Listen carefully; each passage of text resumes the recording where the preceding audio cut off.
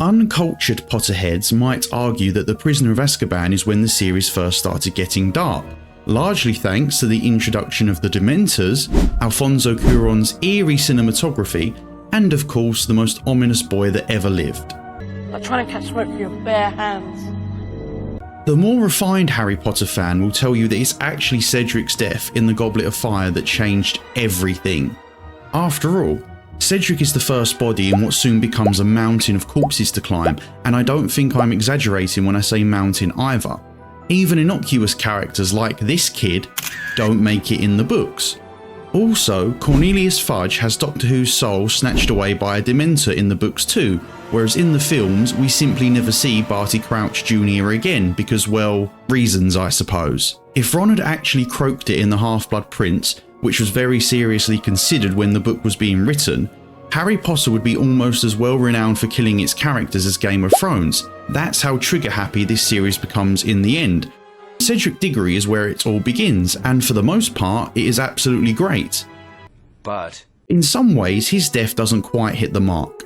Despite how important Cedric's demise is in setting up the darker tone of the series, I do think his relationship with Harry is somewhat lacking. Now, that's not to say the two need to be best friends or anything. Cedric is 3 years older than Harry and a Hufflepuff to boot. It would be kinda weird if they just started hanging out as friends. Besides, Ron and Hermione are perfect in that role anyway. Harry also doesn't need another antagonistic rival either, as Draco Malfoy fills that void effortlessly too. Go home to your mother, Potter. Oh, sorry, you don't have one, do you? There is 100% the potential for a respectful yet slightly resentful rivalry between Harry and Cedric, which sadly never properly materialises in either the movies or even the books in my opinion. We do get some little tidbits here and there, more so in the books, but in a couple of cases I would go as far as to say that Cedric's character is flat out fumbled. Now, we don't want his death to overpower or take away from the later deaths of Sirius Black and Dumbledore, but we can still make Cedric's final scene even more impactful, and that's what we're going to be doing today. For the most part in this video, I will be referring to the Harry Potter books just because the movies do omit some scenes, largely due to their runtime, but outside of that, I don't think they actually change much about Cedric's character either, so by focusing more on the books, we cover all bases. And finally, even though this video is a bit of a deep dive, it's also just a bit of fun. Harry Potter is my favourite book series of all time and I love it dearly. Without Harry Potter, I wouldn't be the person I am today. So instead of seeing this video as a super harsh critique, think of it more as a how I would have done it than a this thing is objectively bad or wrong video. With that all out of the way, let's dive in. Turn to page 394. Cedric Diggory is first introduced in The Prisoner of Azkaban as captain and seeker of the Hufflepuff Quidditch team. Wood makes a clear point that Hufflepuff are to be taken seriously this year and Cedric is the reason why. Then, the Gryffindor vs Hufflepuff match plays out during a thunderous storm and Cedric catches the snitch just as Harry is set upon by the Dementors, winning Hufflepuff the game. This is a little weak in my opinion. To Cedric's credit, he does request that the match is called off and replayed, but for some reason, both the Gryffindor team and Madam Hooch are like, nah, you won fair and square mate, which I just think is a little baffling to be honest. Yes, okay, the Dementors affect Harry much worse than most people, but it's still an outside influence having a tangible impact on the game. Could you just imagine if in real life an escaped tiger mauled a player at the Super Bowl or World Cup final and the match officials just shrugged and allowed the other team to win? Which actually, now that I've said it, given the state of refereeing in football, it wouldn't surprise me if they did actually do that, but surely you get where I'm coming from here. If Quidditch were a fair sport, at the very least they'd have restarted the match with the scores as they were, if not completely replay the game, like Cedric suggested. But Quidditch has never been fair before, so why start now I suppose. In fact, whilst we're on the subject of Quidditch, the rules are about as broken as Ron's wand in the second film. I definitely will make a Quidditch video one day. It's such an awesome concept for a magical sport and I used to love watching and reading it as a kid. And did anyone else ever play the Quidditch World Cup game back in the day? It came out around the time the Chamber of Secrets movie was released, and after I read the Goblet of Fire, I always used to feel really bad playing as Cedric Diggory, knowing that he was going to be dead in like 2 years' time.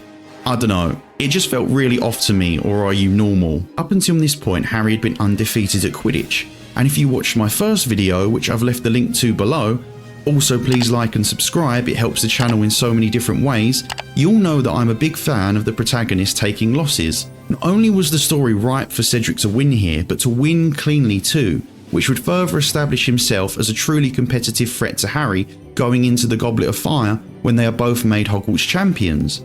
Instead, it's made clear that Harry only lost this match because of the Dementors. All this does is maintain the notion that Harry is still undeniably the best flyer at Hogwarts, which just undercuts Cedric as a true competitor and rival to him. I've actually made the controller float, and without touching anything, I've managed to play the game. It's only happened a few times, but... If the Dementors had simply arrived after Cedric had fairly beaten Harry in a competitive matchup, then you still get the same storyline of Harry wanting to learn the Patronus charm. Please don't think I'd forgotten about that. But now, Cedric and his abilities have also gone up in the estimation of the reader, and Harry's chances of winning the tournament look even slimmer going into the Goblet of Fire. He would have to face up to the fact that he was simply beaten by the better flyer on the day, and it would give him another reason to grow and learn as a character, as well as another reason to fear Cedric as a competitor. Other than congratulating Harry on replacing his obliterated Nimbus 2000 with a firebolt, Cedric doesn't feature any further in the Prisoner of Azkaban, but as with the films, it's in the Goblet of Fire where Cedric truly comes into his own. Technically, it's a fact.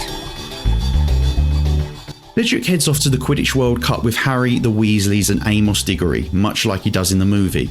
But in the books, he doesn't jump out of a tree. I mean, I'm just asking, but why did he do that in the film? It doesn't matter in the slightest at all. I've just never known why the film introduced Superman. No, wait, not Superman. It's the other really famous role that Robert Pattinson played. Jacob, that's it, Jacob. I never understood why they introduced Jacob that way. It just seemed always a bit odd to me. In the books, the meet-up between the Weasleys and the Diggorys is not just a quick greetings and be on our way like it is in the movie. There's a very brief exchange in the books between Harry, Cedric and Amos Diggory that has honestly lived rent-free in my head for almost double the length of time that Sirius Black spent in Azkaban. 12 years of it! Let me just read it to you quickly and I'm sure you'll understand why. Harry? Harry Potter? Yeah, said Harry. Harry was used to people looking curiously at him when they met, used to the way their eyes moved at once over the lightning scar on his forehead, but it always made him feel uncomfortable. Ced's talked about you, of course, said Amos Diggory. Told us all about playing against you last year. I said to him, Ced, that'll be something to tell your grandchildren, that will. You beat Harry Potter. Harry couldn't think of a reply to this, so he remained silent. Fred and George were both scowling again. Cedric looked slightly embarrassed. Harry fell off his broom, Dad, he muttered. I told you. It was an accident. Yes, but you didn't fall off, did you? Roared Amos Diggory, genially slapping his son on the back. Always modest, Owl said. Always the gentleman. But the best man won. I'm sure Harry'd say the same, wouldn't you, eh? One falls off his broom, one stays on. You don't need to be a genius to tell who's the better flyer. As a conversation, this is infuriating for both good and bad reasons. Amos Diggory is intended to be a bit of a dick, and book readers will already know from his later conversation with Winky the house elf that he definitely is, and this exchange does help get that point across really well. Why as a grown-ass man would you ever say that? You've just met this boy for the first time, a simple hello would have been fine, even if secretly you are a bit smug that your son beat him at Quidditch. Well done. But in Amos's defense, he is technically right in what he says. On paper, if one seeker falls off his broom and the other one catches the snitch, then it doesn't take a genius to figure out who the better flyer is. But as we've already established, Harry only fell off his broom because of the Dementors, but Cedric doesn't say this. He just leaves it as Harry fell off his broom. So even though Cedric is trying to be humble here, this scenario doesn't quite work in this sense, as it still ends up with Harry looking unfairly weaker than his opponent. Had their Quidditch match played out the way I suggested earlier, very little would need adjusting with this exchange.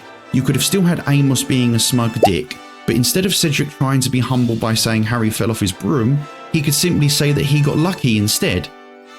This way, Amos is still understandably a proud parent, but also a bit of a knob too, and Cedric is undeniably humble without a caveat surrounding his win.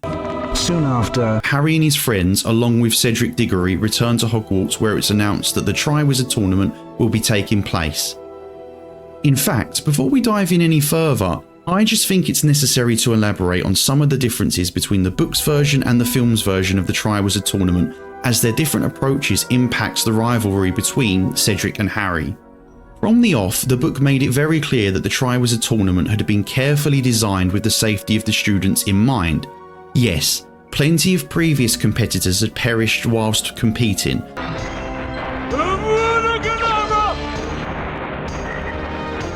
But this time things were supposed to be different. There would be special forces on hand and safeguards in place to ensure that no student would end up with any lasting damage. Whilst the tasks themselves certainly could be dangerous and difficult to overcome, there was always this vision that no competitor should ever be in any mortal peril, largely thanks to Dumbledore and Barty Crouch Sr.'s precautions, which I think is the better approach to go with. The Triwizard Tournament isn't supposed to be the Hunger Games, and most of the fear surrounding the tasks come from the idea that an unknown enemy or a secret servant of Voldemort is looking to harm Harry in some way, hence his name coming out of the Goblet of Fire in the first place. Whilst the film definitely does tap into this to some degree, leaning heavily on Karkaroff, most of the film's focus is on how dangerous each task is itself, and how much danger Harry is constantly in. Unlike the book, the film doesn't have any kind of safeguarding going on with these tasks, and whilst this does make the tasks themselves more dangerous and higher in stakes, I do think it leans far too heavily into this. As the viewer, you feel like the Horntail really could burn Harry to a crisp and none of the teachers would so much as bat an eye. It goes beyond a believable, realistic negligibility and is probably closer to flat-out cruelty on the school's part. And yes, before anyone says anything, I know that Hogwarts has never been an advocate for health and safety, especially in comparison to real-life schools, but as I said before, the Triwizard Tournament is not the Hunger Games. Don't care how I want it now. It can be a dangerous competition, yes, but none of the competitors are supposed to die, and I just feel like the film always puts more focus on the competitors not dying than them actually trying to compete in and win the tournament itself. If you only watch the film, it wouldn't surprise me if you genuinely thought that Ron, Hermione, Cho Chang and Fleur's sister would actually be allowed to drown if they weren't rescued in the second task, because as I said before, there's not even the slightest hint of protecting anyone in this film. In the books, Harry's actually pumped for the third task and goes into it desperately wanting to win. Yes, he's nervous and aware that someone might be out to get him, but along with the other champions, he's prepared hard for this final task and feels far more confident going into it than the previous two. The film leans far more into Gladiator Arena, whereas the books take a much more balanced approach, with the main element of danger always coming from the unnerving suspicion that there is someone at Hogwarts who is actively conspiring to harm Harry. When Harry is allowed to be competitive, that's when a rivalry between him and Cedric can really shine. But if each competitor is more focused on not dying than actually trying to win the competition, then the potential for a rivalry is stifled, which is another reason why I'm drawing more from the books than the movie in this video. one final thing. I think both the book and the film missed a trick with Fred and George, which is yet another thing that has lived rent-free in my head for years at this point. Here's my pitch. Let them put their names into the Goblet of Fire. Now, don't get me wrong, I enjoy the Fred and George beard scene as much as the next person, but as a narrative tool, its only real purpose is a quick laugh, and you can have a multitude of other students prove that Dumbledore's age line works perfectly fine. On the surface, it might be easy to see Fred and George as mere one-note pranksters, but in the books, they are fucking cool. Whether you're friends with Fred and George or not, whether you're in their year group or not, whether you're in Gryffindor or not, as a student, you know who the hell they are. Not only are they two of the most popular kids in the whole school, but they're also on the Gryffindor Quidditch team, and yes, whilst they largely flunk their OWLs, the two of them are both wicked smart and go on to effectively revolutionise an entire industry. Let them put their names into the Goblet of Fire. Please. Angelina Johnson is in the same school year as Fred and George, and she got to put her name in. Yes, legally, Angelina Johnson is an adult in the eyes of the wizarding world, and is lucky that her birthday fell at the beginning of the academic year instead of the end, like Fred and George. The twins have received the same level of education as Angelina, so they should be able to put their name into the Goblet of Fire too. That way, when Cedric is chosen by the Goblet of Fire as Hogwarts champion, it makes him look all the more impressive by beating out characters that the reader/viewer has already established a connection with. Besides Angelina, and even there I feel like I'm reaching a little bit with her, Cedric is the only real contender to be Hogwarts champion. Even though Cedric would probably still be favourite to be picked as Hogwarts champion, adding Fred and George to the mix to be selected not only makes the overall selection process fairer, but they'd come across as much more believable red herrings than any other student old enough to put their name in. I was just wondering if maybe you wanted to go to the ball with me. Both Cedric and Harry's names come out of the Goblet of Fire and it is on. Cedric even mentions as much in the books and asks Harry how he put his name in the Goblet of Fire, but doesn't believe him when he says that he didn't actually put his name in. In the build up to the first task, Hagrid shows Harry that the 4 champions will each have to face a dragon. As it stands, Cedric is the only champion not aware of what the task is, and Harry shows a lot of honesty by telling him what the task is ahead of time. I really like this. Not only is it something completely in character for Harry, but it also increases the respect that Cedric has for him by a considerable amount. In the end, it's actually Harry who does the best in the first task, successfully summoning his firebolt and flying to an almost perfect victory, whilst being in nowhere near as much danger as he was in the movie. In the books, Harry effectively baits the Horntail into the air and then swoops down to grab the egg once it's exposed. As a spectacle, the film's version is more dangerous and entertaining, but far beyond the reasonable and realistic measure.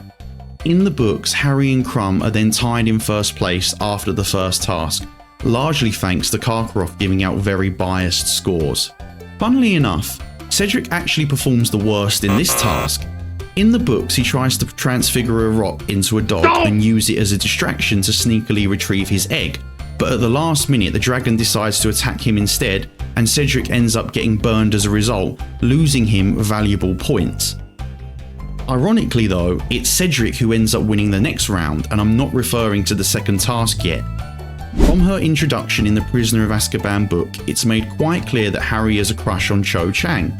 She doesn't make her movie debut until the Goblet of Fire.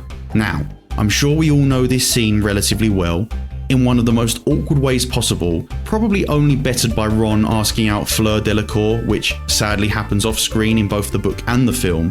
Harry invites Cho Chang to the Yule Ball and is sadly rejected because she has already agreed to go with Cedric. In the books, this causes Harry to resent Cedric quite a bit. There's not really any time to cover this in the films, nor is there any kind of internal monologue either, but Harry goes from thinking Cedric is an actually alright guy to temporarily believing that he's just an handsome airhead who is only popular because of his looks, which I think is probably just about the right level of petty, as he never says anything like that out loud, but understandably this rejection has warped his once much more objective view. If Harry had just plucked up the courage and asked Cho first, she probably would have ended up going with him instead. She always liked Harry from the off, but never really got to know him properly until in the Order of the Phoenix, and even in that book, their time together is still very limited. Personally, I wouldn't change anything about this Harry, Cedric and Cho love triangle. Harry and Cedric are not in direct competition here, as Cho is her own person and she can date whoever she wants, but Harry does end up losing out to the quicker, more mature guy, so no complaints from me. We don't need to know the ins and outs of his relationship with Cho either, it's just enough to enhance his rivalry with Harry, and I think it does a great job of that. It's not a bad place for a bar. I do have some complaints for this next section. In fact, I would go as far as to say that this is a point where Cedric's character is flat out fumbled. In the first task, Harry did a very honest and selfless thing by telling Cedric what he would be facing. For the second task, Cedric tries to repay that favour, but in all honesty he doesn't do a very good job. Instead of just flat out telling Harry that he'd have to breathe underwater for an hour and retrieve a stolen treasure, he tells Harry to have a bath and take the egg with him, which I just don't understand. He doesn't have to tell Harry how to actually breathe underwater, that's fine, but he should have at least told him what the task actually was. Harry didn't give Cedric cryptic clues about wandering into the Forbidden Forest to find out about the dragons, he just simply told Cedric that they'd be up against dragons in some capacity, so I personally would have had Cedric do the same here. Now, book readers, I know the issue you might be having with my current proposal, but for you movie-only fans, let me fill you in. There was much better foreshadowing of Mad-Eye Moody's big reveal in the books than David Tennant's odd little bit of tongue-twitching in the film. In the books, Harry goes into the prefect's bathroom to figure out the egg's clue, and on his way back, he ends up seeing Barty Crouch's name on the Marauder's map. And this Barty Crouch just so happens to be rummaging around in Snape's personal potion stores, which is huge. Obviously at this point in the story, Harry is completely unaware that Barty Crouch Sr. has a son also named Barty Crouch Jr., and he thinks that Barty Crouch Sr. has actually broken into Hogwarts and is trying to investigate Snape for his own personal reasons, when of course, as we find out in the end, it's actually Mad-Eye Moody / Barty Crouch Jr. stealing ingredients for the Apologies potion. But before Harry can get there, he ends up trapped underneath the invisibility cloak by one of the trick staircases around Hogwarts and drops the map and the egg onto the floor, causing a huge racket. Mad-Eye Moody then comes along and sends a prowling Snape away who knows someone has just been breaking into his stores. Moody then helps Harry out of the trick staircase and asks to borrow the Marauder's map. Harry, who can no longer see the map, doesn't realise that he's actually talking to Barty Crouch Jr., so of course he agrees to lend it to him as he thinks it's just his teacher that saved him from a world of trouble. This really is a great scene, and it's fantastic to look back on once you know Mad-Eye Moody's big secret. You could have still had this scene if Cedric had simply flat out told Harry what the second task was. Instead, we can cut the bath scene with Moaning Myrtle, who is technically old enough to be Harry's grandmother. Honestly, this scene has not aged well at all, and in the movie it's even worse as she tries laying on him and everything. Could you even imagine the outrage around this scene if it had been Hermione and Nearly Headless Nick or Peeves instead? It's just tasteless and unnecessary. Cedric and Harry's relationship would work much better if Cedric simply told Harry what the second task was, and then Harry could have just had a late night stint at the library trying to figure out how to breathe underwater, and then the scene with Barty Crouch / Mad-Eye Moody can still play out as it does in the book. Also, if the Moaning Myrtle bath scene was completely cut, then the movie could simply replace it with this scene instead. That way we don't have to constantly see Doctor Who get more excited with his tongue than Aragorn in Return of the King.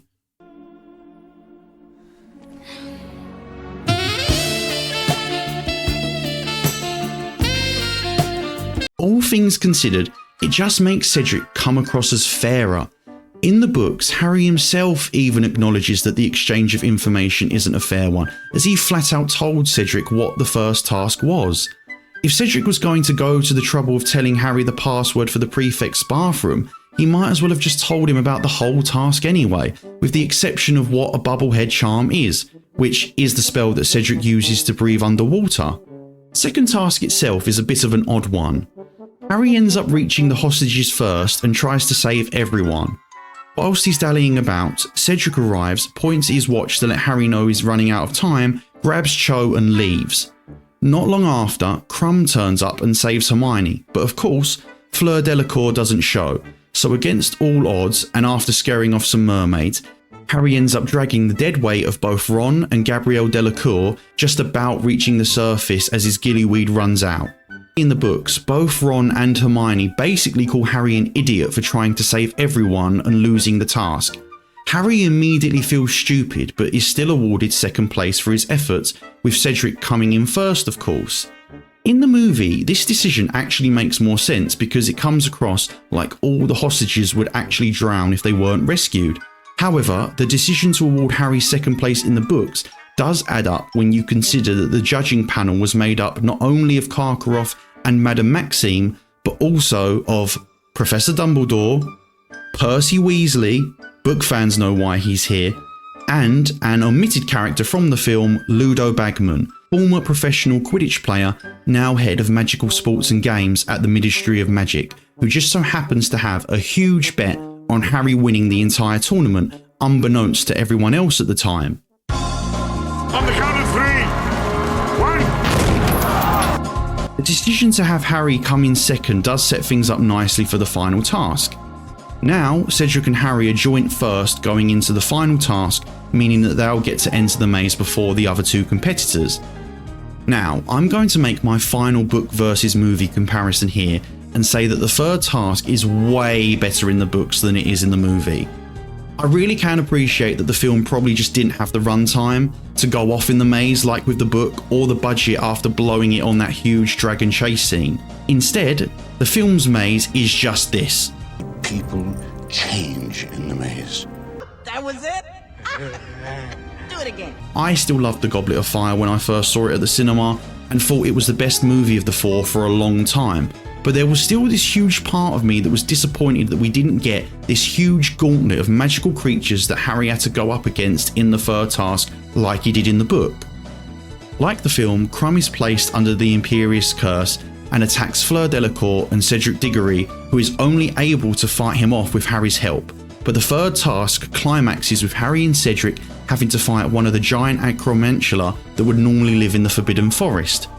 In the books, Harry's leg is badly wounded, and when he and Cedric eventually do fight off the spider, they both find themselves staring down the cup. The next part of this scene I really do like, as Harry and Cedric effectively bicker over who should get to take the cup, but they both try to play the honourable part and argue that the other competitor deserves to win more and are prepared to stand aside whilst the other one takes it for themselves. After a bit of back and forthing, eventually the two agree to share it and come in joint first. This is a decision that would go on to change everything. Let me through! Let me through! That's my son! That's my boy! My boy! We all know what comes next. The Triwizard Cup is actually a portkey transporting Harry and Cedric to the graveyard of the Riddle family. At first, they're both confused and unsure where they are. Then seemingly, from out of the shadows, a man appears and... Kill the spare! Avada Kedavra! No! Cedric! With this, the Harry Potter series is changed forever. An innocent young man, simply in the wrong place at the wrong time, is erased from this world. Make no mistake about it, Cedric's death is without a doubt one of the most poignant, if not important, deaths in the entire series. That fact will always be true, no matter how you look at it. But with that being said, if you were to implement the adjustments and tweaks we just discussed prior, not only do we maintain the already great storytelling aspects surrounding Cedric's death, but it also makes his death more than just the first good guy to die in the series, and it still doesn't outshine the emotional losses of Sirius Black and Professor Dumbledore, who die in the next two books and are of course more prominent characters.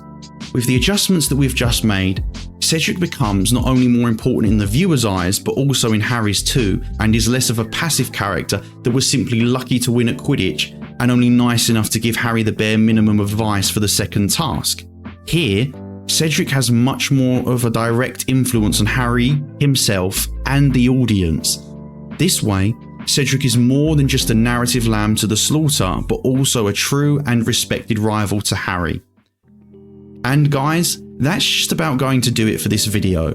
If you did enjoy, please remember to like and subscribe. I'll see you on the next one. Mischief managed.